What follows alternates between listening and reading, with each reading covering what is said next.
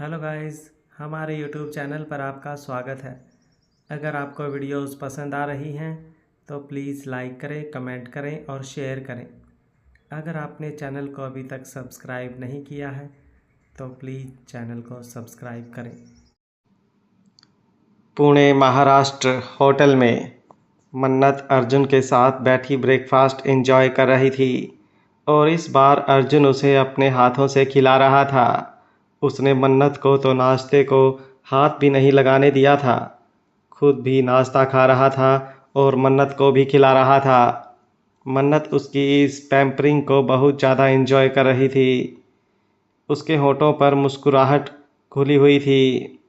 तभी आलिशा वहाँ पर वापस आई और जाकर उनके सामने बैठ गई। उसकी नज़रें अर्जुन पर थी।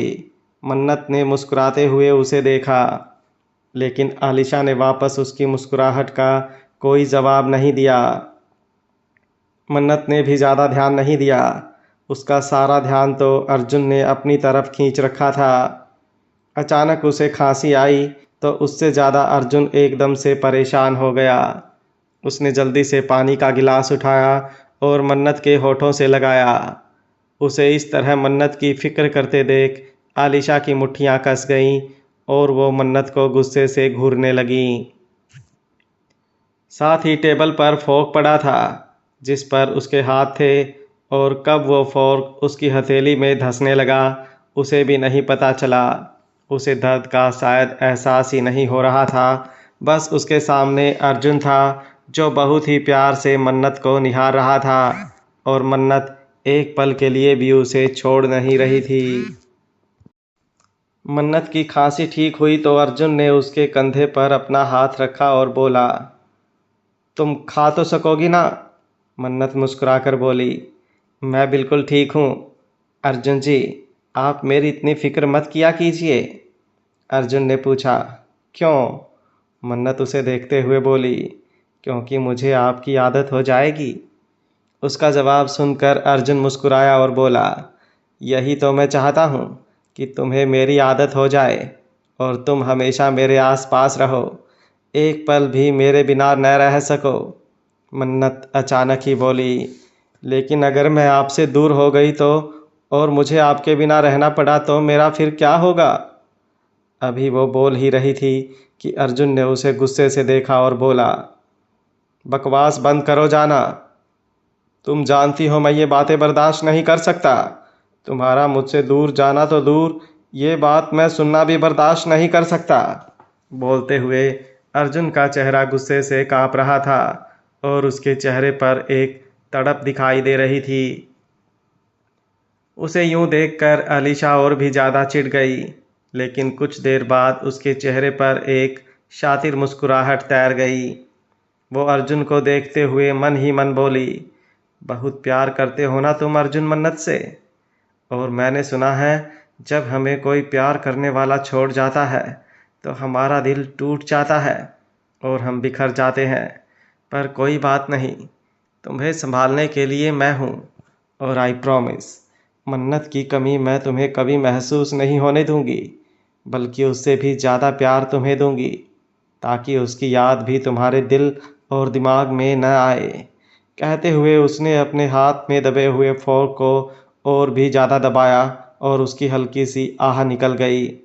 अर्जुन ने उसकी आह सुनकर उसकी तरफ देखा और फिर उसका ध्यान उसके हाथ पर गया तो उसने जल्दी से उसके हाथ से वो फोर्क नीचे रखवाया और उसे देखते हुए बोला, क्या कर रही हो तुम? ये क्या हाल बना लिया अपने हाथ का? कितनी चोट लगी है तुम्हारे हाथ में? अलीशा ने अपने हाथ की तरफ देखा और फिर अर्जुन की तरफ देखते हुए बोली, ओह सॉरी, मुझे पता ही नहीं चला। मैं तुम दोनों को देखने में इतना ज़्यादा खो गई कि इस दर्द का एहसास ही नहीं हुआ। मन्नत उसके हाथ की तरफ देख रही थी, लेकिन अब उसकी बात सुनकर उसने अलीशा की तरफ देखा। उसके चेहरे के एक्सप्रेशन देखकर उसे थोड़ा अजीब लगा। उसने अर्जुन के कंधे पर अपना हाथ रखा और बोली, आप प्लीज़ इन्हें दवाई लगा दीजिए। उसकी बात सुनकर अर्जुन बोला, हाँ मैं अभी डॉक्टर को बुलवाता हूँ। बोलते हुए उसने अपनी पॉकेट में से अपना फ़ोन निकाल लिया था। मन्नत आलिशा के हाथ की तरफ देख रही थी, लेकिन आलिशा की नज़रें मन्नत के हाथ पर थी जिसे अर्जुन ने अपने हाथ में थाम रखा था, और वो भी बहुत ज़्यादा कसकर।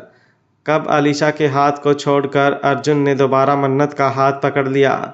ना शायद अर्जुन को एहसास था, ना मन्नत को, लेकिन अलीशा ये सब बहुत अच्छी तरह से नोटिस कर रही थी, और ये सब देखते हुए उसकी आंखों में बहुत अलग एक्सप्रेशंस थे। राठौर मैंशन। नंदनी अपने कमरे में थी। उसे नीचे जाना था, लेकिन नीचे जाने के लिए वो तैयार हो रही थी। उसने अपनी आंखों में टीयर ड्रॉप डाली और फिर अपने बहते हुए आंसुओं को साफ करने लगी। उसे अपनी आंखें सूजी हुई दिखानी थी, ताकि आरती जी और संजय जी को वह इमोशनल ब्लैकमेल कर सके और वह लोग उसकी शादी जल्दी से जल्दी निर्भय से करवाएं। वो अभी ड्रेसिंग के सामने खड़ी खुद को देख रही थी कि रूम का दरवाज़ा खुला।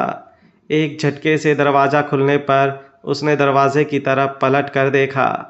उसका चेहरे पर गुस्सा झलक रहा था, क्योंकि उसे बिल्कुल पसंद नहीं था कोई बिना इजाज़त उसके कमरे में आए, और वो जानती थी कि आरती जी और निर्भय तो उसके कमरे में आएंगे नहीं, ज़रूर कोई मेड होगी। लेकिन अपने सामने तारा को देखकर वो एकदम हैरान रह गई, और तारा के गेटअप ने तो उसकी आंखें और भी ज़्यादा बड़ी कर दी थी। इस वक्त तारा ने एक रेड कलर की साड़ी पहनी हुई थी, एकदम फिटनेस फ्रीक। तारा पर आगे के हिसाब से वो बहुत छोटी और क्यूट दिखाई देती थी, और इस वक्त वो साड़ी में तो और भी ज़्यादा क्यूट लग रही थी। उसकी वो पतली कमर साड़ी में गजब ढा रही थी, जबकि अभी तक निर्भय ने तो उसे इस अवतार में देखा ही नहीं था। तारा के उठने से पहले ही निर्भय जिम जा चुका था, और तारा उसके जाने के बाद उठकर पहले तैयार हुई और फिर सीधा किचन में जाकर एक कप चाय बनाई, लेकिन अपने लिए नहीं बल्कि नंदनी के लिए। उसने अपने हाथों में ट्रे पकड़ी हुई थी। नंदनी अभी उसे अपनी बड़ी बड़ी आंखों से देख रही थी, और तारा चेहरे पर एक गहरी स्माइल लिए अंदर आई। उसने ट्रे को टेबल पर रखा और फिर नंदनी की तरफ आई। नंदनी एक्सप्रेशन लेस होकर उसे देख रही थी। तारा आई और सीधा ड्रेसिंग पर रखा हुआ टीयर ड्रॉप वाली बोतल उठाई। उसने उसे अपनी उंगलियों में पकड़ा और नंदनी के सामने लाती हुई बोली, ओफो, इतनी सस्ती एक्ट्रेस और इतनी घटिया एक्टिंग। रोने के लिए तुम्हें इसका सहारा लेना पड़ रहा है? सीरियसली?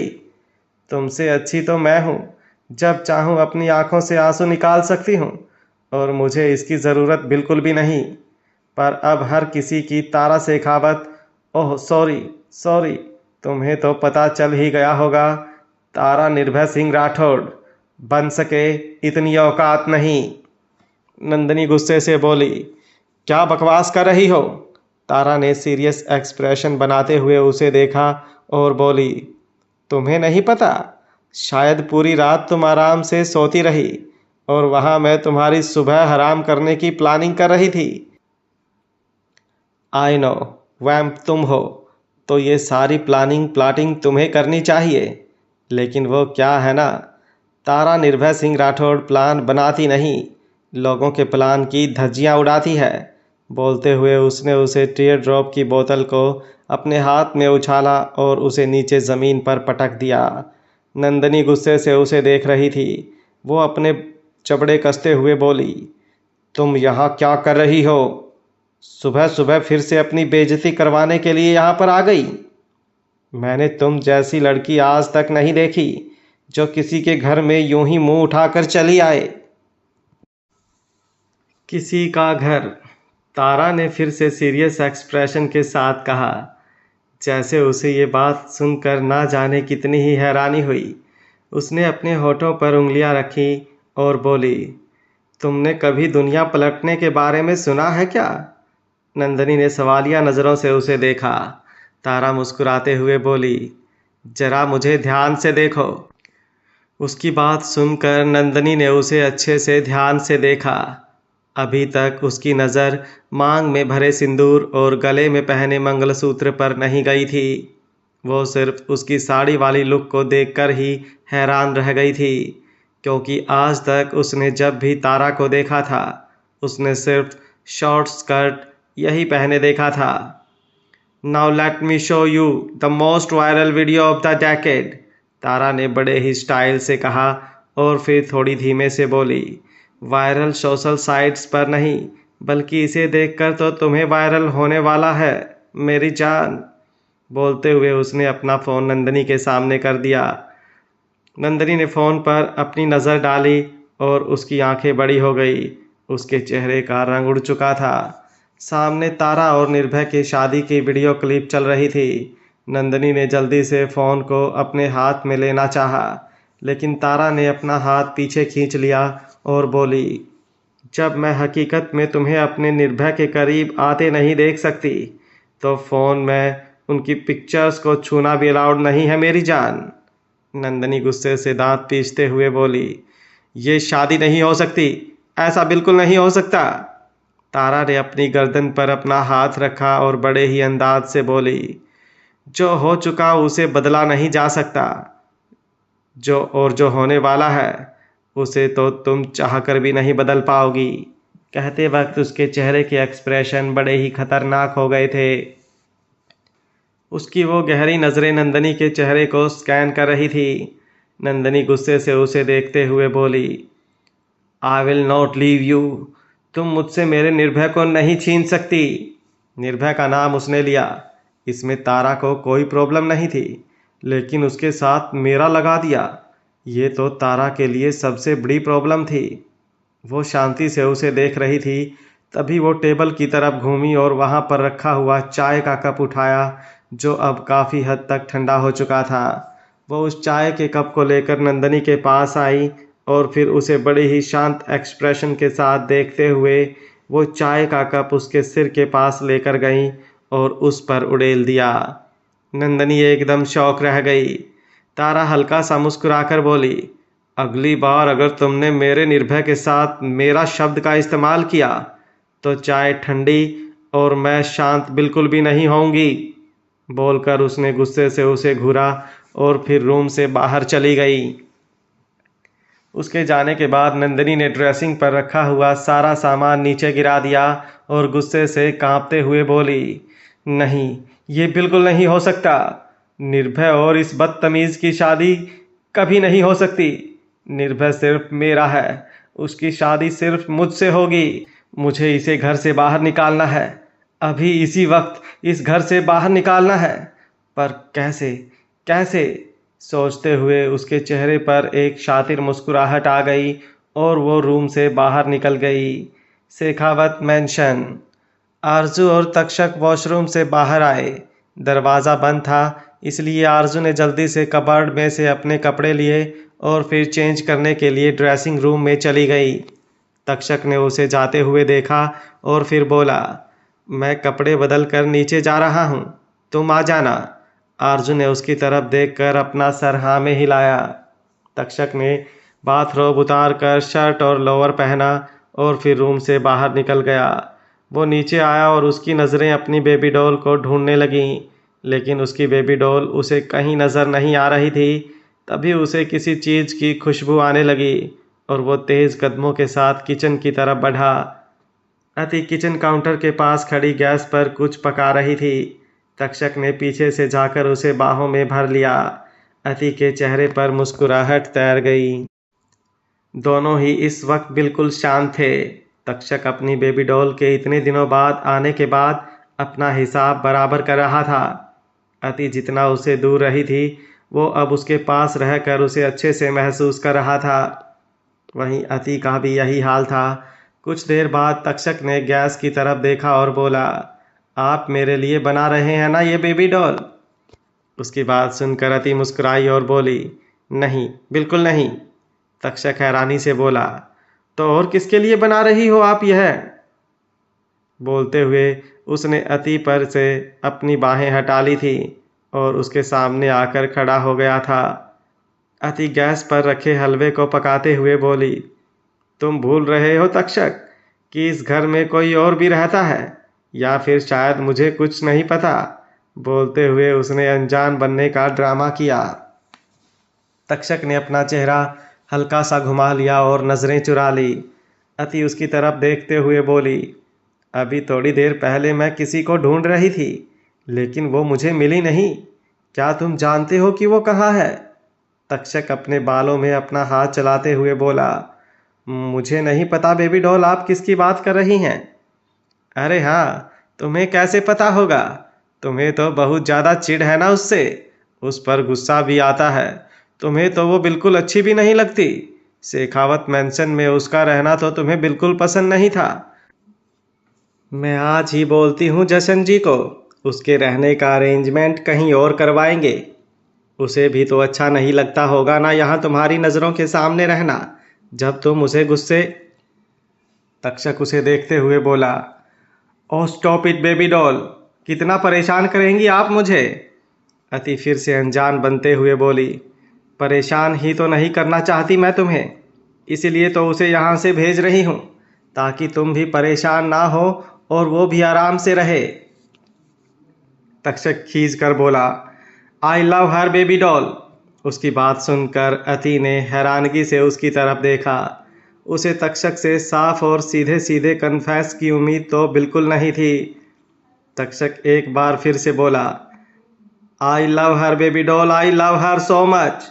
बोलते हुए उसके चेहरे पर एक सुकून साफ देखा जा सकता था। अति ने मुस्कुराते हुए पूछा, कब से?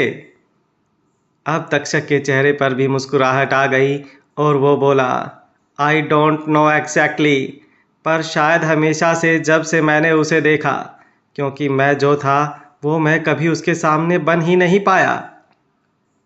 पत्थर सा था मैं, और जब जब उसके सामने आया तो मोम बनकर पिघल रहा था। शायद इसी वजह से। अति ने अब और भी ज़्यादा हैरानी से उसकी तरफ देखा, क्योंकि तक्षक ऐसा बिल्कुल नहीं था। उसका गुस्सा, उसका एटीट्यूड, उसकी एरोगेंस, उसका ज़िद्दीपन वही था जो हमेशा बचपन में होता था। लेकिन अब जो तक्षक उसके सामने खड़ा था वह बिल्कुल ही अलग नज़र आ रहा था। अति ने पूछा, और वो? तक्षक मुस्कुराया और बोला, वो पागलपन सिर्फ मुझ में ही नहीं बेबी डॉल, स्नोफ्लेक में भी आया है। स्नोफ्लेक भी इस पागलपन में शामिल है। अब अति के चेहरे पर एक लंबी सी मुस्कुराहट आ गई थी। उसी वक्त दरवाजे पर किसी के कदमों की आहट हुई तो तक्षक ने नज़रें उठाकर देखा। सामने जशन खड़ा था। वो जल्दी से उसके पास आया और उसके गले लग गया। जशन ने भी उसकी पीठ पर अपना हाथ रखा और बोला, is everything fine MP? Yes everything is fine MP.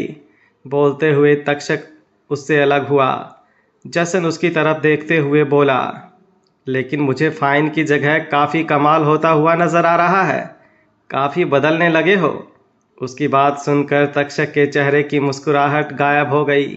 Baby doll के सामने वह चाहे कुछ भी कन्फेस करे, लेकिन जशन और उसके बीच वो वाली बॉन्डिंग थोड़ी कम थी।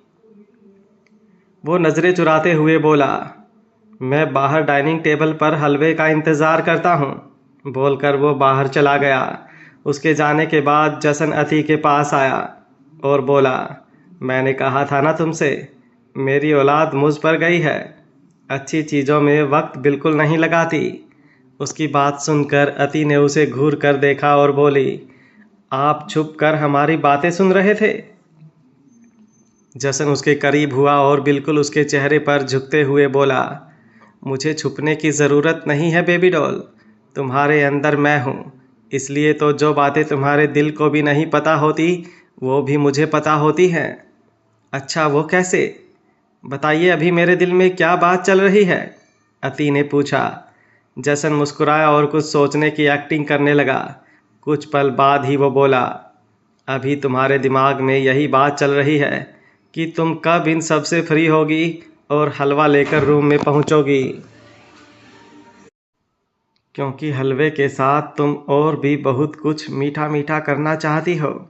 बोलते हुए जशन के चेहरे पर वो शरारती मुस्कुराहट और भी ज़्यादा लंबी हो चुकी थी और अति शर्माने लगी थी।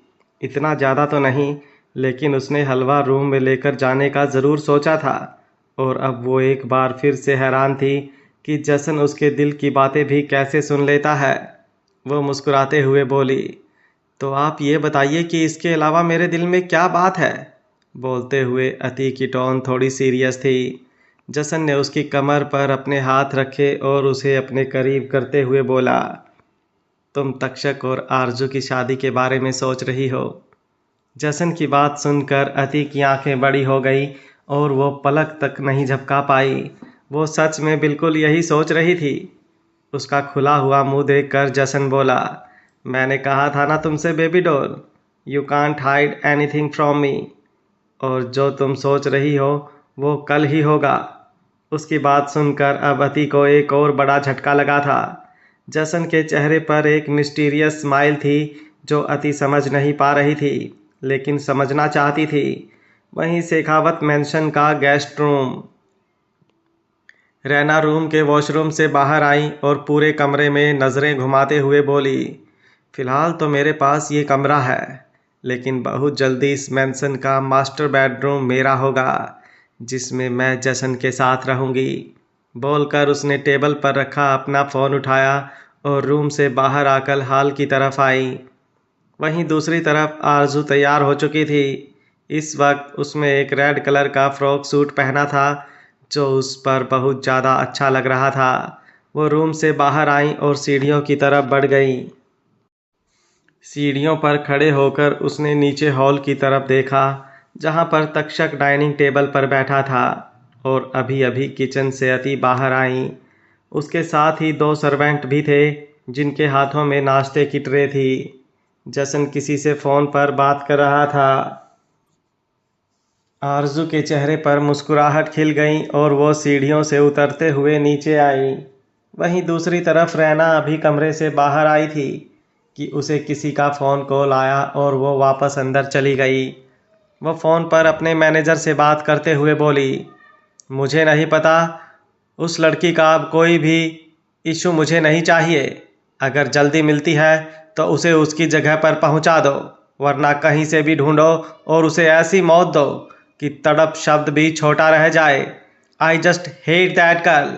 और अब मुझे तभी फ़ोन करना जब उस लड़की का काम ख़त्म कर दो। बोलकर रैना ने फ़ोन काट दिया, लेकिन अब उसका मूड बहुत ज़्यादा ख़राब हो गया था, इसलिए वो वापस बेड पर बैठ गई। डाइनिंग टेबल पर ब्रेकफास्ट सर्व करवाती हुई अति की नज़रें आरजू पर गईं। उसके चेहरे पर मुस्कुराहट खिल गई। पहले से आरजू काफ़ी ज़्यादा सही लग रही थी। जब वो शेखावत मैंशन में आई थी तब बहुत ज़्यादा कमज़ोर थी, लेकिन अब उसकी तबीयत में काफ़ी सुधार लग रहा था। आरजू मुस्कुराती हुई उसके पास आई। अति ने उसे अपने गले से लगाया और फिर उसके गाल पर अपना हाथ लगाते हुए बोली, बहुत प्यारी लग रही हो। आरजू की मुस्कुराहट और भी ज़्यादा लंबी हो गई। तभी अति थोड़ा अपने गले को खराशते हुए बोली, अब मुझे समझ में आया कि कोई इतना कैसे बदल गया। जब सामने तुम हो तो कोई खुद को पत्थर रखे भी तो कैसे। तुम पर पिघलना तो बनता ही है। उसकी बात सुनकर आरजू के गाल शर्म से लाल हो गए और उसने अपनी नज़रें झुका ली, लेकिन झुकी हुई नज़रें भी बार बार उठकर तक्षक की तरफ देख रही थी, जो चुपचाप अपना नाश्ता कर रहा था। वो जानता था कि उसकी बेबी डॉल अब उसे यूं ही परेशान करेगी। अति आरजू की तरफ देखते हुए बोली, वैसे तो अब मुझे तुम्हारे हाथ का बना हुआ हलवा खाने का इंतज़ार है, लेकिन आज मैंने हलवा बनाया है तो आओ टेस्ट करो। बोलते हुए उसने आरजू का हाथ पकड़ा और उसे डाइनिंग टेबल पर ले आई। जसन भी डाइनिंग टेबल पर आया और आरजू की तरफ देखकर वो मुस्कुराया तो आरजू भी हल्का सा मुस्कुरा दी। अपनी जगह पर बैठकर उसने अति की तरफ देखा और बोला, पानी चेक करवा लेना आज, कहीं ज़्यादा शावर लेने से पानी खत्म ना हो गया हो। उसकी बात सुनकर खाते हुए तक्षक को धक्का लगा। उसने बड़ी बड़ी आंखों से जसन की तरफ देखा और बोला, एमपी आप मेरी टीम में हो ना। आरजू तो शर्म से पानी पानी हो रही थी। अति की बातों ने ही उसके गाल शर्म से गुलाबी कर दिए थे और अब जसन की बात सुनकर तो वो नज़र उठाकर किसी को देखने लायक भी नहीं रही थी। जसन बोला, मैं तुम्हारी टीम में नहीं था एमबी, तुम मेरी टीम में थे और अब तो हमारी टीम भी एक नहीं रही, क्योंकि अब हमारे बीच कंपटीशन होगा। बोलकर जसन ने अपनी आई विंक की। आरजू की धड़कनें तेज़ी से बढ़ने लगी। अब वो वहाँ पर बैठी नहीं रह सकती थी, इसलिए जल्दी से अपनी जगह से खड़ी होकर बोली, मैं अभी आती हूँ। लेकिन वो कहीं जाती उससे पहले ही अति ने उसका हाथ पकड़कर उसे वापस बिठाया और मज़े लेते हुए बोली, अगर तुम चली गई तो कहीं ऐसा ना हो कोई भूखा प्यासा रह जाए, क्योंकि आजकल खाने से भूख कहाँ मिटती है। बोलते हुए उसके चेहरे पर भी लंबी सी मुस्कुराहट थी। तक्षक अपनी जगह से उठा और बोला, कंपटीशन ऑन एमपी। बोलकर उसने एक नज़र आरजू को देखा। आरजू की तो जैसे सांस ही हलक में अटक गई। तक्षक जिस तरह से उसे देख रहा था उसका दिल जोरों से धक धक करने लगा। तभी तक्षक उसके चेहरे पर झुका। आरजू हल्का सा पीछे हो गई, लेकिन तक्षक ने अपना हाथ उसकी पीठ पर रखकर उसे पीछे ज़्यादा झुकने से रोक दिया और उसके माथे को हल्का सा चूम लिया। आरजू की आंखें बंद हो गई, लेकिन वो बुरी तरह से कांप रही थी। जशन और अति के सामने ये सब वो इमेजिन भी नहीं कर सकती थी। तक्षक अपनी नज़रें आरजू के चेहरे से हटा और जशन और अति की तरफ देखने लगा, जो दोनों ही मुस्कुरा रहे थे। शायद वो ऐसा ही कुछ देखना चाहते थे। तक्षक अति की तरफ देखते हुए बोला, ब्रेकफास्ट अच्छे से नहीं किया मैंने, लंच का इंतज़ार रहेगा। बोलकर उसने डाइनिंग टेबल पर रखा अपना फ़ोन उठाया और एक नज़र आरजू को देखकर वहाँ से चला गया। अति उसकी बात का मतलब बहुत अच्छी तरह से समझ चुकी थी और साथ ही साथ आरजू भी। पुणे महाराष्ट्र। अर्जुन अपनी मीटिंग में था और जल्द से जल्द मीटिंग खत्म कर वापस होटल जाना चाहता था। उसे अपनी मन्नत की याद इतना ज़्यादा सता रही थी कि उसका मीटिंग में बिल्कुल ध्यान नहीं था। कल रात जो उसकी बेचैनियों को सुकून मिला, अब उन बेचैनियों ने एक बार फिर से उसे तड़पाना शुरू कर दिया था। अलीशा उसके साथ ही थी और उसके चेहरे के हाव भाव अच्छी तरह से नोटिस कर रही थी, जिसकी वजह से उसका दिल जल रहा था। मीटिंग खत्म हुई और अर्जुन और अलीशा दोनों मीटिंग रूम से बाहर आए। अब उन्हें होटल जाना था, लेकिन अलीशा अर्जुन की तरफ देखते हुए बोली, क्या तुम मेरे साथ शॉपिंग मॉल चल सकते हो? अर्जुन ने हैरानगी से उसे देखा। हैरानी से ज़्यादा उसके चेहरे पर ना झलक रही थी। उसे जल्द से जल्द अपनी मन्नत के पास जाना था। ऐसे में कहीं और जाना उसके लिए बहुत मुश्किल था। अलीशा एक बार फिर से बोली, वो क्या है ना, मेरे कुछ कपड़े शायद मुंबई में ही रह गए हैं और अब मेरे पास कपड़े नहीं हैं, तो क्या हम दोनों शॉपिंग चल सकते हैं? अगर तुम फ्री हो तो प्लीज़। अर्जुन कुछ सोचने लगा और फिर मुस्कुराते हुए, वाई नॉट। उसका जवाब सुनकर अलीशा का चेहरा खिल गया और वो जल्दी से अर्जुन के गले लग गई। अर्जुन थोड़ा हैरान हुआ, लेकिन अलीशा उसके गले अक्सर लगा करती थी, इसलिए उसने ज़्यादा नहीं सोचा। दोनों उस ऑफिस से बाहर आए और अपनी गाड़ी में बैठकर शॉपिंग मॉल के लिए निकल गए। लेकिन कुछ देर बाद अलीशा को एहसास हुआ कि वो लोग मॉल के रास्ते में नहीं बल्कि होटल के रास्ते में हैं। उसने हैरानी से अर्जुन की तरफ देखा। तब तक उनकी गाड़ी होटल के बाहर आकर रुक चुकी थी। अलीशा उसकी तरफ देखते हुए बोली, हम लोग होटल क्यों आए हैं? हम तो शॉपिंग मॉल जा रहे थे ना। अर्जुन मुस्कुराया और बोला, तुम्हें लगता है मैं मन्नत के बिना कहीं जाऊंगा? मैंने मीटिंग ही बहुत मुश्किल से अटेंड की है, अब मैं और ज़्यादा उससे दूर नहीं रह सकता। बोलते हुए उसकी मुस्कुराहट और भी ज़्यादा लंबी हो गई, लेकिन उस मुस्कुराहट ने अलीशा को जलाकर राख कर दिया। तभी गाड़ी का दरवाज़ा खुला। विंडो ब्लैक होने की वजह से मन्नत को बाहर से अंदर बैठी हुई अलीशा दिखाई नहीं दी, लेकिन अलीशा को देखते ही उसने सॉरी बोला और पीछे की तरफ जाने लगी, लेकिन अर्जुन ने उसे रोका और फिर अलीशा की तरफ देखते हुए बोला, प्लीज़। अलीशा को अपनी इंसल्ट होती हुई महसूस हुई, लेकिन मुस्कुराते हुए गाड़ी से बाहर निकलकर पीछे की सीट पर बैठ गई। उसे पता भी नहीं चला कब अर्जुन ने मन्नत को बाहर आने के लिए भी बोल दिया था। वो पूरी तरह से फ्रस्ट्रेटेड हो रही थी, लेकिन किसी तरह उसने अपने चेहरे के एक्सप्रेशंस नॉर्मल रखे हुए थे। अगर उसका बस चलता तो अभी मन्नत की जान ले लेती, लेकिन अब उसे अपने दिमाग से काम लेना था। मन्नत के गाड़ी में बैठते ही अर्जुन ने पहले उसका हाथ पकड़ा और फिर गाड़ी स्टार्ट की। मन्नत के चेहरे पर मुस्कुराहट खिल गई और वही मुस्कुराहट अर्जुन के दिल पर वार कर रही थी, पर अभी उसे खुद पर कंट्रोल करना था। जशन और अति अपनी गाड़ी से लगकर खड़े थे। तभी एक गाड़ी आकर उनके सामने रुकी और उसमें से तारा निकलकर भागते हुए उन दोनों के पास आई और जसन के गले लग गई। अति का मुंह एक बार फिर से बन चुका था। जसन के सामने उसकी तो कोई वैल्यू ही नहीं थी। जसन की आंखों में नमी आ गई। उसे अपना दिल भारी होता हुआ महसूस हो रहा था। अति उसके चेहरे की तरफ ही देख रही थी और जब उसने उसकी आंखों में देखा तो उसके कंधे पर अपना हाथ रख दिया। किसी भी बाप के लिए ये पल बहुत ज़्यादा नाजुक होगा जब वो पहली बार अपनी लड़की को किसी की पत्नी के रूप में देखे। निर्भय ने आकर अति के पैर छुए। तारा जसन से अलग हुई और अति के गले लग गई। निर्भय और जसन उन दोनों का अकेला छोड़कर एक तरफ आ गए। फिलहाल दोनों ही खामोश थे। निर्भय जसन की तरफ देखते हुए बोला, वो ठीक है। जसन हल्का सा हंसा और बोला, वो तो ठीक होगी ही। जसन सिंह शेखावत की औलाद है वो, और निर्भय सिंह राठौर की बीवी। कोई चाहकर भी उसका कुछ नहीं बिगाड़ सकता। निर्भय एक्सप्रेशन लेस होकर बोला, लेकिन अभी तक सामने से कोई अटैक हुआ नहीं। जसन मुस्कुराया और बोला, अटैक तो हुआ है, लेकिन सिर्फ इमोशनली, जिसे तुमने अच्छे से हैंडल कर लिया।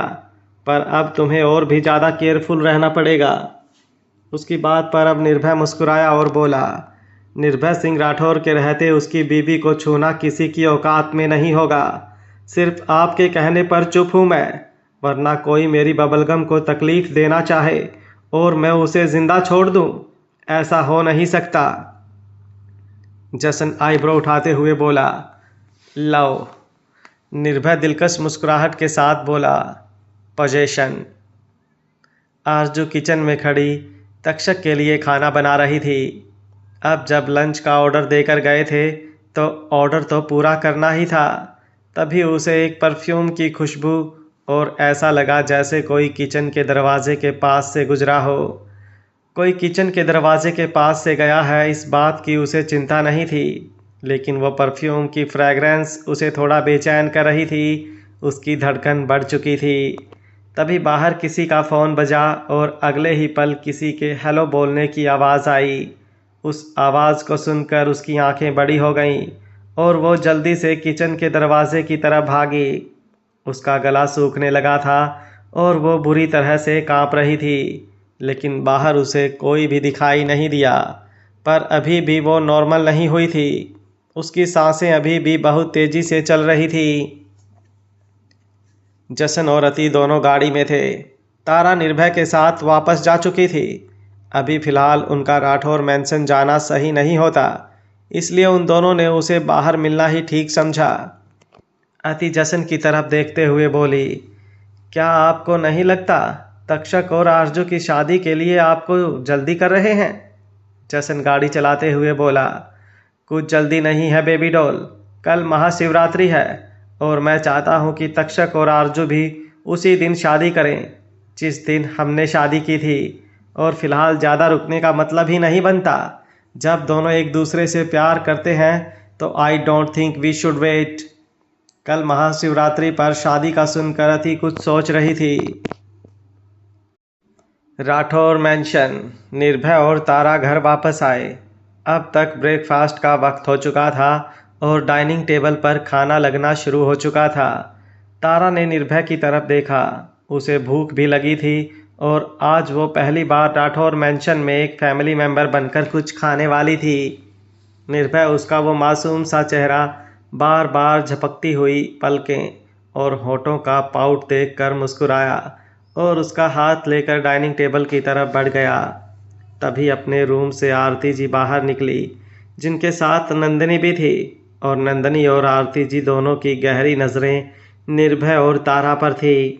पर अभी तक तारा ने उन दोनों की तरफ नहीं देखा था। निर्भय ने बड़े प्यार से उसके लिए चेयर पीछे की तरफ खींची और उसे बैठने का इशारा किया, पर तारा के बैठने से पहले ही आरती जी ने उस चेयर पर अपना हाथ रख दिया और चेयर दूसरी तरफ खींच ली। निर्भय और तारा दोनों ही उनकी तरफ देखने लगे। आरती जी एकदम एक्सप्रेशंस लेस होकर बोली, तुमने इस लड़की को इस घर की बहू तो बना दिया, लेकिन ये लड़की इस घर की बहू बनने के लायक ही नहीं है, क्योंकि अगर ये इस लायक होती तो इसे पता होता कि सिर्फ शादी करना ही कुछ नहीं होता। अगर ये इस घर में बहू बनकर आई है तो इसे यहाँ की रस्मों रिवाजों को भी मानना पड़ेगा। और शादी के बाद दुल्हन पहली रसोई की रस्म करती है, पर इस लड़की से हम क्या ही उम्मीद करें। इसने तो शायद कभी पानी का गिलास भी खुद से लेकर नहीं पिया होगा। निर्भय कुछ बोलने को हुआ, लेकिन उससे पहले ही तारा मुस्कुराते हुए बोली, बिल्कुल ठीक सासू माँ, आपका ये अंदाज़ा तो मेरे लिए बिल्कुल ठीक है। सच में मैंने कभी खुद से पानी लेकर भी नहीं पिया, लेकिन ऐसा नहीं है कि मुझे किचन में कुछ बनाना नहीं आता। वो क्या है ना, मेरी ज़िंदगी हमेशा ऐशो आराम से बीती है। घर में नौकरों की कोई कमी नहीं रही और पापा की प्रिंसेस रही हूँ, तो मेरे नखरे भी हमेशा से रहे हैं। लेकिन साथ ही साथ मेरे संस्कार भी मुझे बहुत अच्छे से दिए गए हैं, जो दिए हैं मेरी बेबी डॉल ने। और उन्होंने मुझे इतना खाना बनाना तो सिखाया है कि मैं अपना और दूसरों का पेट भर सकूं। और रही बात रस्म की, तो घर में आ गई हूं ना, तो रस्में भी पूरी होंगी। निर्भय उसे रोकते हुए बोला, बबलगम, वो नहीं चाहता था कि तारा किचन में जाए और कोई काम करे, क्योंकि भले ही तारा को सब कुछ बनाना आता है, लेकिन निर्भय जानता था कि उसे किचन में काम करना बिल्कुल पसंद नहीं। उसके रोकने पर तारा उसकी तरफ देखते हुए मुस्कुराई और बोली, मैं पास्ता बहुत टेस्टी बनाती हूँ, आप खाएंगे तो कंफ्यूज हो जाएंगे। कंफ्यूज शब्द सुनकर निर्भय हैरानी से उसे देख रहा था। तारा ने अपनी उंगलियों से उसे झुकने का इशारा किया। तारा निर्भय से छोटी थी, अगर अपने पंजों के भार भी खड़ी होती तो उसे कुछ बोलती तो शायद निर्भय तक वो पहुंच नहीं पाती। इसलिए उसने निर्भय को ही खुद पर झुकने के लिए कहा। आरती जी और नंदिनी हैरानी से उन दोनों को देख रही थी और नंदिनी का तो पूरा जी जल रहा था। निर्भय झुककर तारा के चेहरे के करीब हुआ। तारा उसके कान के पास अपने होंठ लाकर बड़ी ही गहरी आवाज़ में बोली, आप कंफ्यूज हो जाएंगे कि मैं पास्ता अच्छा बनाती हूँ या मूड। उसकी बात सुनकर निर्भय की आंखें बड़ी हो गई। उसकी बबलगम तो पूरी खुरापाती है, ये बात तो वो अच्छी तरह से जानता था, लेकिन ऐसे किसी के सामने भी वो कुछ भी बोल देगी, ये उसने नहीं सोचा था। उसके एक्सप्रेशन बड़े अजीबोगरीब हो चुके थे, लेकिन नंदिनी को तारा की बात साफ सुनाई दी और उसकी आंखों में बेहद गुस्सा झलकने लगा, और शायद तारा यही चाहती थी। मुस्कुराते हुए वो किचन की तरफ बढ़ गई और जाते जाते अपना सर हल्का सा हाँ में हिलाते हुए निर्भय को भी जल्दी ही अपने पास आने का इशारा करके गई। आरती जी गुस्से से निर्भय को देखते हुए बोली, इस लड़की को पसंद करते हो तुम? निर्भय बिल्कुल नॉर्मल होकर बोला, मैंने कब कहा आपको मोम कि मैं इसे पसंद करता हूँ। उसकी बात सुनकर आरती जी से ज़्यादा तो नंदिनी हैरान थी, लेकिन तभी निर्भय के होठों पर एक दिलकश मुस्कुराहट आई और वो बोला, पसंद तो बहुत छोटा शब्द है मोम, शी इज़ माई लाइफ। इतना बोलकर निर्भय वहाँ से चला गया। नंदिनी उसे जाते हुए देख रही थी। उसका चेहरा भले ही नॉर्मल था, लेकिन उसकी आंखें बहुत कुछ बोल रही थी। वो मन ही मन बोली, तो ज़िंदगी है वो तुम्हारी, पर तुम्हारी ज़िंदगी में आना उसकी ज़िंदगी की सबसे बड़ी गलती है। वो कुछ भी करती बर्दाश्त था, लेकिन उसने तुम्हें मुझसे छीन लिया। ये बात मैं बर्दाश्त नहीं कर सकती। अब इसीलिए तुम्हारी ज़िंदगी को तुम्हारी ज़िंदगी से जाने के लिए अपनी ज़िंदगी से हाथ धोना पड़ेगा, क्योंकि तुम सिर्फ मेरे हो, निर्भय सिंह राठौड़, क्योंकि तुम्हें हासिल करना मेरी ज़िंदगी का सबसे बड़ा मकसद है। बोलते हुए उसके चेहरे के एक्सप्रेशन थोड़े खतरनाक हो चुके थे। आरती जी ने उसके कंधे पर अपना हाथ रखा तो वो एकदम से काँप उठी और अपने ख्यालों से बाहर आई। उसने सबसे पहले अपना चेहरा नॉर्मल किया। आरती जी उसे देखते हुए बोली, अब बताओ तुम्हारा आगे का क्या प्लान है? मुझे ये लड़की जल्द से जल्द घर से बाहर चाहिए। नंदिनी ने एक गहरी सांस ली और बोली, पर अगर आपको वो प्लान पसंद नहीं आया तो? आरती जी चिढ़ते हुए बोली, इस लड़की को बाहर निकालने के लिए मैं कुछ भी कर सकती हूँ। कुछ भी? नंदिनी ने पूछा। आरती जी ने अपना सर हाँ में हिलाया और बोली, कुछ भी। नंदनी थोड़े खतरनाक एक्सप्रेशन के साथ बोली, लेकिन अगर उन सब में इस लड़की को कुछ हो गया तो? अब आरती जी के चेहरे पर शातिर एक्सप्रेशन थे और वो तिरछा मुस्कुराते हुए बोली, इस लड़की से मैं इतनी नफरत करती हूँ कि अगर ये मेरे सामने मर भी रही होगी ना तो भी मैं इस पर तरस खाऊंगी। इस लड़की ने मुझसे मेरा बेटा छीना है और अब अगर इसे उसकी ज़िंदगी से बाहर निकालने के लिए मुझे इसकी सांसें भी छीननी पड़े तो मैं पीछे नहीं हटूंगी। बोलते हुए उनके चेहरे के एक्सप्रेशन और भी ज़्यादा खतरनाक हो चुके थे तो नंदनी के चेहरे पर भी शातिर मुस्कुराहट तैर गई। तारा किचन में खाना बना रही थी और उसके साथ कुछ नौकर भी थे, लेकिन आरती जी किचन में आई और सब नौकरों की तरफ देखते हुए बोली, क्या मुझे ये बताना पड़ेगा कि जब घर की बहू पहली रसोई करती है तो कोई उसकी मदद नहीं करता? उनकी बात सुनकर तारा के चेहरे पर हैरानी भरे एक्सप्रेशन आ गए, माना वो खाना बना सकती है लेकिन अकेले सब कुछ बनाना काफ़ी मुश्किल था, पर फिर भी उसने कुछ रिएक्ट नहीं किया। आरती जी की बात सुनकर सभी नौकर वहाँ से चले गए और तारा अकेली वहाँ पर खाना बनाने लगी। आरती जी भी उसे इविल नज़रों से देखते हुए वहाँ से बाहर चली गई।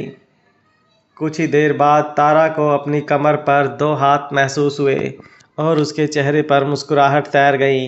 निर्भय ने उसके कंधे पर अपना चेहरा रखा और बोला, मैं तो जानता ही था कि मेरी बबलगम बोल्ड बेबीज से संस्कारी बहू भी बन सकती है। तारा ने तिरछी नज़रों से उसकी तरफ देखा और बोली, आप मेरा मजाक बना रहे हैं? अब निर्भय ने उसे अपनी तरफ घुमाया और उसके चेहरे को अपने हाथों में थाम कर उसके माथे को चूम कर बोला, नहीं, मुझे तुम पर प्राउड है कि तुम किसी भी सिचुएशन को हैंडल कर सकती हो। You are a perfect girl and a life partner. उसकी बात सुनकर तारा के होठों पर मुस्कुराहट खिल गई।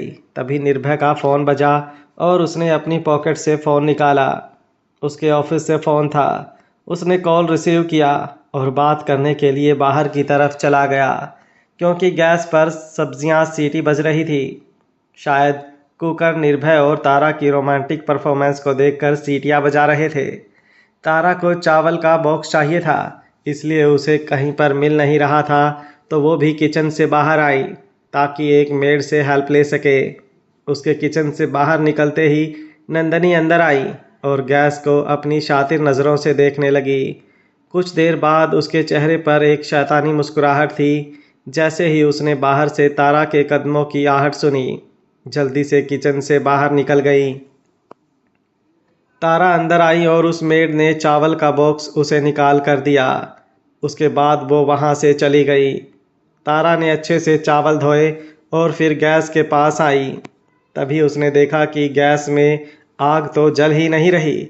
उसने जल्दी से लाइटर ढूंढा, लेकिन लाइटर उसे कहीं दिखाई नहीं दिया, पर सामने ही मैच बॉक्स रखा था।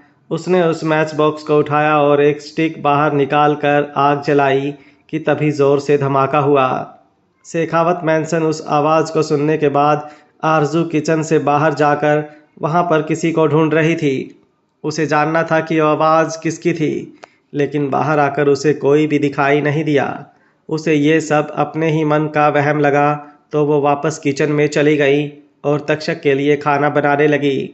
उसने बड़े ही प्यार से तक्षक के लिए खाना बनाया और फिर उसे टिफ़िन में पैक कर ड्राइवर को बोलकर गाड़ी में रखवाया। पसीने से उसकी बुरी हालत हो चुकी थी, इसलिए वो पहले शावर लेने अपने रूम में गई। कुछ देर बाद वो शावर लेकर रूम से बाहर आई और सीढ़ियों से उतरते हुए शेखावत मैंसन से बाहर चली गई। तभी अभी रेलिंग के पास आई रैना की नज़र उस पर गई, लेकिन उसने उसका चेहरा नहीं देखा।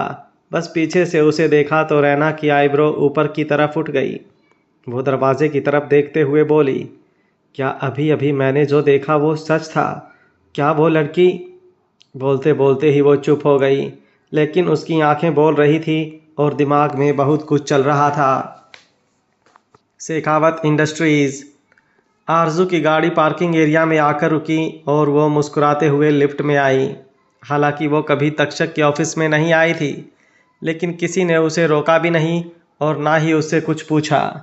लिफ्ट से वो जैसे ही बाहर निकली, एक लड़की लिफ्ट से बाहर ही खड़ी थी, जो उसे देखते हुए बोली, गुड आफ्टरनून मैम। आरजू ने बस अपना सर हाँ में हिलाया।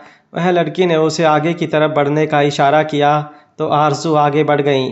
उस लड़की ने उसे एक कैबिन के बाहर छोड़ा जिस पर लिखा था CEO तक्षक शेखावत। आरजू के होठों पर मुस्कुराहट खिल गई। उसने कैबिन का दरवाज़ा खोला और अंदर आई, लेकिन अंदर आते ही उसका चेहरा हल्का सा उतर गया क्योंकि वहाँ पर कोई भी नहीं था। तभी किसी ने पीछे से उसे अपनी बाहों में भर लिया, उसके हाथों में पकड़ा हुआ टिफ़िन साइड रखा और उसे एक झटके से अपनी गोद में उठा लिया। तो वो एकदम हैरान रह गई, लेकिन हैरानी से ज़्यादा अब उसके चेहरे पर गुलाबी रंगत छाई हुई थी। तक्षक उसे गोद में उठाकर सोफे की तरफ लेकर जा रहा था। उसने अपने हाथ तक्षक की गर्दन पर लपेट रखे थे। राठौर मैंशन में तारा ने जैसे ही गैस ऑन किया, एक ज़ोरदार धमाका हुआ, लेकिन उससे जस्ट कुछ सेकंड पहले ही निर्भय ने उसे पीछे की तरफ खींच लिया था और पूरी तरह से अपनी बाहों में कस लिया। दोनों इस वक्त किचन के दूसरे कॉर्नर पर काउंटर से लगे हुए थे और उनके सामने ही भयानक आग जल रही थी, पर वहाँ पर पहले ही सेफ्टी प्रिकॉशंस लगे हुए थे, जिसकी वजह से आग की तेज़ लपटों के शुरू होते ही उन पर काबू पा लिया गया। तारा की सांसें एकदम गहरी हो चुकी थी। डर से वो पूरी तरह कांप रही थी। आज तक किसी की बुरी नज़र भी उस तक नहीं आई थी, लेकिन आज तो सिर्फ कुछ सेकंड की वजह से उसकी जान बच गई, वरना वो आग इतनी भयानक मंजर के साथ शुरू हुई थी कि उसके पास खड़ा कोई भी शख्स बुरी तरह से जल जाता। निर्भय के सीने से लिपटी हुई वो तेज तेज सांसें ले रही थी। निर्भय पूरी तरह से उसे अपनी आलिंगन में छुपाए हुए था, जैसे अगर उसने हल्का सा भी उसे बाहर निकाला तो उसे कुछ हो जाएगा। उसका खुद का दिल एकदम कांप रहा था। संजय जी, आरती जी और नंदिनी तीनों वहाँ पर पहुँच चुके थे और बाकी सब नौकर भी वहीं पर खड़े थे। सब किचन में इतना धुआं और तारा की हालत देखकर हैरान थे, लेकिन नंदिनी के चेहरे के एक्सप्रेशन कुछ अलग ही थे। उसने तारा को अपनी गोद में उठाया और जल्दी से किचन के बाहर लेकर आया। वो सीधा उसे अपने रूम में ले गया और बेड पर लिटाया। तारा अपनी थकी हुई नज़रों से उसे देख रही थी। भले उसे कुछ नहीं हुआ था, लेकिन वो अंदर तक सहम चुकी थी। निर्भय ने उसके गाल पर अपना हाथ रखा और बोला, तुम ठीक तो हो ना स्नोफ्लेक? बोलते हुए उसका गला भर चुका था। तारा ने अपनी पलकें झपकाईं और उसी वक्त निर्भय ने उसका चेहरा अपने हाथों में अच्छे से थामकर उसके पूरे चेहरे को चूमा। कभी उसके माथे को चूमता तो कभी गालों को, कभी होठों को तो कभी नाक को। तारा को भी एक सुकून मिल रहा था। निर्भय ने उसके माथे से अपना हाथ लगाया और बोला, मैं तुम्हें खो नहीं सकता बबलगम, आई विल डाई। उसकी बात सुनकर तारा ने उसके चेहरे को अपने हाथों में थामा और नाराज़गी से देखने लगी। निर्भय बेचैन होते हुए बोला, sorry but I can't live without you, I can't lose you. अभी वो बोल ही रहा था कि तारा ने आगे बढ़कर उसके होठों पर अपने होठ रख दिए और उसे किस करने लगी, क्योंकि वो जानती थी कि आग सिर्फ किचन में नहीं लगी, इस वक्त निर्भय के दिल में भी लगी हुई है। शेखावत इंडस्ट्रीज़। तक्षक आरजू को गोद में उठाकर सोफे की तरफ लेकर जा रहा था। आरजू ने अपने हाथ तक्षक की गर्दन पर लपेट रखे थे। उसका चेहरा बेहद गुलाबी था। तक्षक उसे सोफे पर लेकर आया और सोफे पर लिटा दिया तो वो झट से उठने लगी, लेकिन तक्षक ने उसे उठने का मौका ही नहीं दिया और खुद उस पर झुक गया। आरजू उसकी आंखों में देखते हुए बोली, खाना ठंडा हो जाएगा? तक्षक उसके होठों की तरफ देखते हुए बोला, मुझे भूख किसी और चीज़ की है। बोलते हुए उसने अपने होठों को अपने दांतों तले दबाते हुए हल्का सा खींचा। आरजू के रोंगटे खड़े हो गए। आरजू नज़रें झुकाते हुए बोली, मुझे वापस भी जाना है। तक्षक ने उसकी ठोड़ी के नीचे 2 उंगलियां रखी और उसके चेहरे को ऊपर की तरफ उठाते हुए बोला, इतनी भी क्या जल्दी है स्नोफ्लेक? बोलते हुए उसके चेहरे पर बेहद शरारती मुस्कुराहट थी। आरजू की सांसें बेहद तेज़ी से चल रही थी, जो तक्षक साफ देख रहा था। आरजू उसे देखते हुए बोली, आपने मुझे इसलिए यहाँ बुलाया है? अब तक्षक के चेहरे पर और भी मदहोशी भरे एक्सप्रेशन आने लगे और वो उसके चेहरे पर झुककर उस पर अपनी गर्म सांसें छोड़ते हुए बोला, किस लिए स्नोफ्लेक? उसकी गर्म सांसों को खुद पर महसूस कर आरजू और भी ज़्यादा सिहरने लगी। उसने अपने दोनों हाथ उसके कंधे पर रख लिए और धीमे से बोली, आप जानते हैं किस लिए? तक्षक भी उसी मधोसी भरी आवाज़ में दोबारा बोला, तुम बताओ ना स्नोफ्लेक, किस लिए? आरजू ने उस गरम गरम आहें भरती हुई आवाज़ के साथ कहा, मुझे यूं परेशान करने के लिए? लेकिन मैंने तो अभी कुछ किया ही नहीं। तक्षक उसके होठों पर अपना अंगूठा चलाते हुए बोला। आरजू के चेहरे पर उसकी नज़रें बेहद गहरी थी। आरजू ने अपना चेहरा घुमा लिया, लेकिन तक्षक ने वापस उसके चेहरे को बिल्कुल अपने सामने किया और बोला, अगर तुम मुझे इजाज़त दो तो क्या मैं थोड़ा सा खाकर अपनी भूख मिटा लूं? आरजू बड़ी मुश्किल से उसकी तरफ देखते हुए बोली, क्या आपको सच में मेरी इजाज़त की ज़रूरत है? बोलते हुए उसकी आंखों में बेहद गहरी मोहब्बत थी। तक्षक मुस्कुराया और बोला, नहीं, आज मैं तुम्हारे मुंह से अपने लिए वो इजाज़त सुनना चाहता हूँ। उसकी बात सुनकर आरजू कुछ पल उसे यूं ही देखती रही और फिर बड़े ही प्यार से बोली, आपको मुझे प्यार करने के लिए मेरी इजाज़त की ज़रूरत नहीं है। आपके दिल की बेसब्री मेरे दिल की बेचैनी है। अब अचानक से ही तक्षक उसके ऊपर से हटा और उसके चेहरे के एक्सप्रेशन बिल्कुल चेंज हो गए। आरजू भी हैरानी से उसे देख रही थी। उसे लगा उसकी बात सुनकर तक्षक उसे किस करेगा या फिर इससे भी बढ़कर, लेकिन वो तो उसके ऊपर से ही हट गया। तक्षक उसे देखते हुए सवालिया नज़रों से बोला, तुम किस प्यार, इजाज़त, बेचैनी, बेसब्री की बात कर रही हो स्नोफ्लेक? मैं तो इसे खाने की बात कर रहा था। बोलते हुए उसने जहां आरजू की गर्दन थी वहां नीचे सोफे पर रखी हुई चॉकलेट उठाई। आरजू उसकी तरफ देखती ही रह गई और उसका मुंह खुला का खुला रह गया।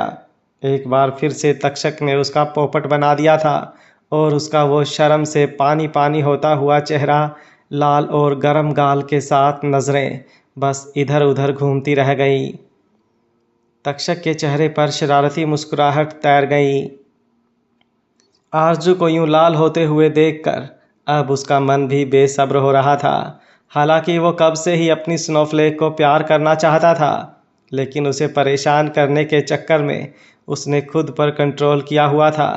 पर अब वो और खुद को नहीं रोक सकता था। उसने आरजू का चेहरा एक बार फिर से अपनी तरफ घुमाया और उसकी आंखों में देखने लगा। आरजू के चेहरे पर हल्की नाराज़गी और गुस्सा था। तक्षक हमेशा यूं ही उसे परेशान करता था, इसलिए वो अपनी नाराज़गी जाहिर कर रही थी। पर वो दोबारा अपना चेहरा घुमाती उससे पहले ही तक्षक ने उसके होठों पर अपने होठ रख दिए और उसे किस करने लगा। आरजू की आंखें बड़ी हो गईं, लेकिन अगले ही पल वो आंखें बंद भी हो गईं। तभी उसने महसूस किया कि उसके मुंह में चॉकलेट का टुकड़ा है और वो चॉकलेट उसके और तक्षक दोनों के मुंह में घुल रही है। तक्षक उसे डीप किस करने के साथ साथ उस चॉकलेट का भी पूरा टेस्ट ले रहा था। उसके हाथ आरजू के गालों पर थे और आरजू के हाथ तक्षक के कंधों पर थे। अब आरजू भी उसे रिस्पॉन्स देने लगी थी। वो भी उतनी ही शिद्दत से तक्षक को किस कर रही थी जितनी शिद्दत से तक्षक। दोनों के होठों के आसपास चॉकलेट फैल चुकी थी, जिससे वो किस ना सिर्फ मोहब्बत से मीठी थी बल्कि टेस्ट से भी पूरी मीठी हो चुकी थी। दोनों की ही सांसें उखड़ रही थी, लेकिन न तक्षक ने आरजू को छोड़ा और ना ही आरजू ने तक्षक को रुकने के लिए कहा।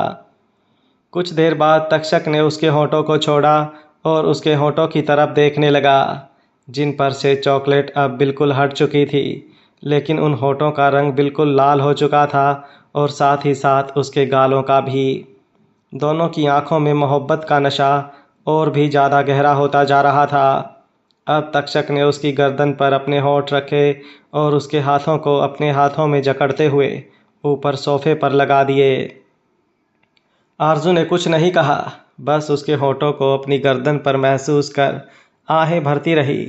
तक्षक उसे बड़े ही प्यार से उसकी गर्दन पर किस कर रहा था, लेकिन बीच बीच में वो उसे लव बाइट देने लगा था। आरजू का सीना बार बार खुद में ही सिमट रहा था क्योंकि उसे हल्का हल्का दर्द महसूस हो रहा था, लेकिन तक्षक के प्यार के आगे ये दर्द कुछ भी नहीं था। कुछ देर बाद तक्षक और ज़्यादा बेसब्र हो गया और उसके हाथ शरारतों पर उतर आए।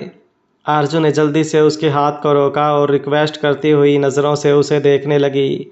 तक्षक ने उस रिक्वेस्ट को बिल्कुल ही नामंजूर कर दिया और जो वो चाहता था वो करने लगा। आरजू को दर्द महसूस हो रहा था, लेकिन इस दर्द में भी एक अलग ही सुकून उसे मिल रहा था। कुछ देर बाद तक्षक ने एक बार फिर से उसके होठों पर होठ रखे, लेकिन उसके हाथ अभी भी नहीं रुके थे। अब आरजू बस गहरी गहरी सांसें ले सकती थी क्योंकि तक्षक उस पर पूरी तरह से काबू पा चुका था। कुछ देर बाद तक्षक ने अपने होंठ उस पर से हटाए और उसकी ड्रेस को ठीक किया। उसके चेहरे पर एक शरारती मुस्कुराहट थी और आरजू तो उसकी तरफ नज़रें भी उठाकर नहीं देख पा रही थी। तक्षक ने उसके माथे से अपना माथा लगाया और गहरी गहरी सांसें लेता हुआ बोला, बहुत मुश्किल है खुद को काबू में रखना क्योंकि तुम्हारी हर एक सांस मुझे बेकाबू करती है। आरजू ने कुछ नहीं कहा, बस उसके सर पर अपने हाथ रखकर उसके बालों को सहलाने लगी। तक्षक ने उसे अपनी गोद में उठाया और वॉशरूम की तरफ ले गया। उसने उसे वॉशरूम के बाहर ही छोड़ दिया क्योंकि अगर वो अंदर जाता तो आज वो खुद पर काबू नहीं रख पाता और वो शादी से पहले अपनी कोई हद नहीं तोड़ना चाहता था।